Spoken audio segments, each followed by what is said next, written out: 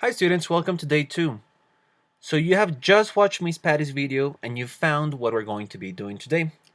As she said, for today's activities you're going to need Rosa Parks' biography. This biography you can find it in PDF. If you go here under the arrow you're going to find the document.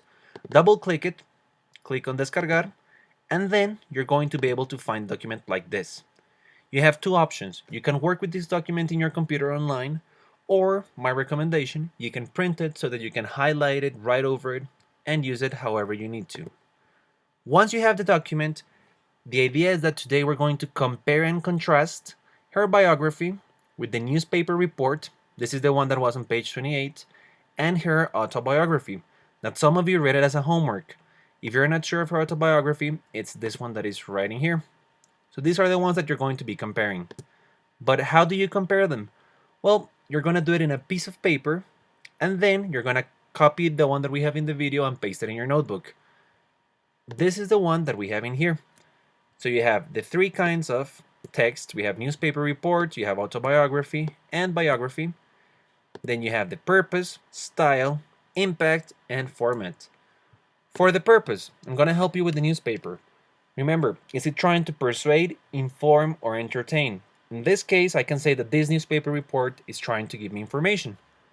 Now for the style.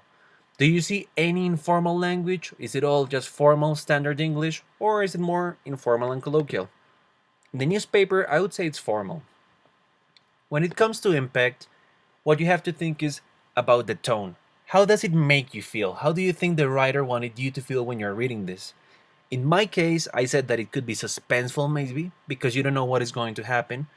And some of you, as far as I remember, actually got angry when you were reading this. Because some of you were just a little bit disappointed, a little bit angry that a woman could get arrested just for sitting down. So writing here, however, each one of these makes you feel. Finally, we have the format. Format is how is the text organized. In the case of the newspaper report, if you look in page 28, you can see it has a headline. I could also say it has a date. If you look in the top corner, you can see it. I could also say it doesn't have paragraph.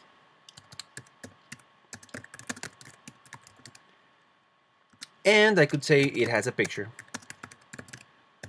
All right, this could be the format. So what I want you to do is you can copy this as an example and then complete autobiography and biography following the ones that we have in the book and the one that you just printed. All right? Okay, I hope that was clear for you guys. See you later.